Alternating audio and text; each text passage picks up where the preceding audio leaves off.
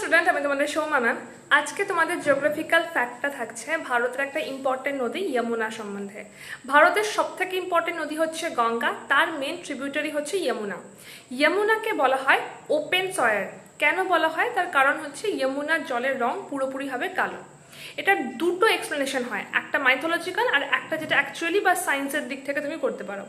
Mythological explanation হচ্ছে যখন শ্রীকৃষ্ণ কালিয়া নাগ দমন করেছিল তখন সেই কালিয়া নাগের বিষ এই যমুনাতে মিশে যায় এবং সেখান থেকেই এই জলের রং পুরোপুরি কালো হয়ে যায়।